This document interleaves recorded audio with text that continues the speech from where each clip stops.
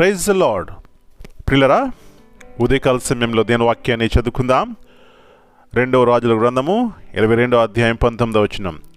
2 Kings 22 and verse 19. యెహోవా సన్నిధిని దీనత్వము ధరించి నీ బట్టలు చింపుకుని నా సన్నిధిని కన్నీళ్లు రాల్చితివి గనుక నీవు చేయు మనవిని నేను అంగీకరించున్నాను. Because thine heart was tender, and thou hast humbled thyself before the Lord, and hast rent thy clothes, and wept before me.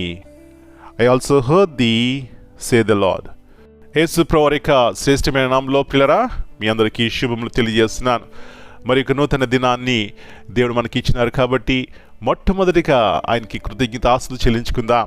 ప్రియులారా, దేవుని యొక్క వాగ్దానాన్ని జ్ఞాపకం చేసుకుందాం. నీవు చేయు మనవిని నేను అంగీకరించున్నాను. ఉదయకాల సమయంలో ఈ యొక్క మాట దేవుడు మనతో అంటే మనకి ఎంత సంతోషం అండి.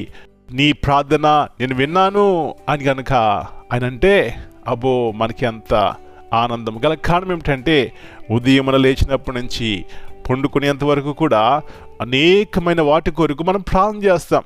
ప్రార్థన చేయడం మంచిది, అయితే ఏ హృదయంతో చేస్తే దేవుడు అంగీకరిస్తాడో ఇక్కడ రాయబడింది. రాజు తన హృదయాన్ని మెత్తగా చేసుకున్నాడు. చూడండి, అక్కడ చక్కని మాట ఉంది 19వ వచనంలో. మెత్తని మనసు కలిగి యెహోవా సన్నిధిని దీనత్వము ధరించి నా సన్నిధిని కన్నీళ్లు రాల్చితివి. నా ప్రియ సహోదరి, ఇలాంటి మనసు నీకున్నట్లయితే మెత్తని జీవితము, దీనత్వము, మరి దేవుని సన్నిధానంలో కన్నీళ్లు కార్చడం. దేవుడు అంటున్నాడు, యోషియా నీ ప్రార్థన నేను విన్నాను అంటున్నాడు. ఈ ఉదయకాల సమయంలో కూడా దేవుడు మన ప్రార్థన వింటాడు, మనకు జవాబిస్తాడు. కానీ మన హృదయాన్ని మెత్తగా చేసుకుందామా? ఆయన వాక్యానికి లోబడదామా? తగ్గించుకుందామా? దేవుడు గొప్ప కార్యములు మన జీవితంలో చేస్తాడండి. అలాంటి కృప ప్రతి ఒక్కరికి దేవుడు దయచేయనుగాక. ప్రార్థన చేసుకుందాం. కృపగల దేవా, ప్రేమగల తండ్రి, మరిక నూతన ఉదయకాల సమయాన్ని బట్టి మీ కృతజ్ఞతాస్తుతులు చెల్లిస్తున్నాం. ఉదయకాల సమయంలో చక్కని మాటలు మీరు మాకు వినిపిస్తున్నారు. మీకు వందనాలు నాయన. అనేక మంది భక్తుల జీవిత చరిత్రలు మాకు మేలుకరముగా, మాకు బుద్ధి జ్ఞానములు దయచేయడానికి, ఆత్మ సంబంధముగా, శరీర సంబంధముగా మేము పొందడానికి మీరు మాకు రాసి పెట్టినారు. మీకు వందనాలు నాయన. మీరు మా ప్రార్థన వింటారు ప్రభువా.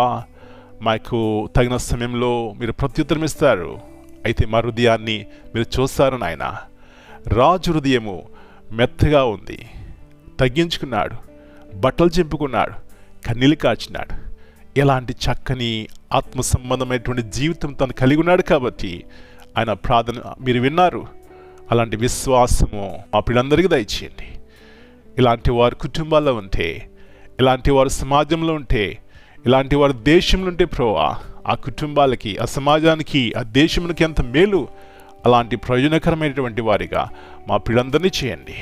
ప్రతి ఒక్క సమస్యకు జవాబు మీరే కాబట్టి నాయన మమ్మల్ని మీ చేతిగా అప్పగించుకుంటూ ఈ దినమంతా మీరు ఎక్కడి కింద భద్రపరచండి. ఏ అవసరతలో మా పిల్లలు ఉన్నారో ప్రభువా అది మీకు తెలుసు కాబట్టి వారి ప్రతి ఒక్క అవసరత మీకు ఉన్నతమైనటువంటి కృప ద్వారా తీర్చి మీ నాన్న మీరే మహింపరచుకుంటారని, పరిశుద్ధాత్మ దేవుని కార్యములు మా జీవితంలో చూడటానికి సహాయం ఇచ్చేయండి. శాంతి సమాధానంతో ప్రతి కుటుంబాన్ని నింపమని యేసు ప్రభువారి అతి శ్రేష్టమైన నామమును బట్టి ప్రార్థన చేస్తున్నాను తండ్రి. ఆమేన్. God bless you all.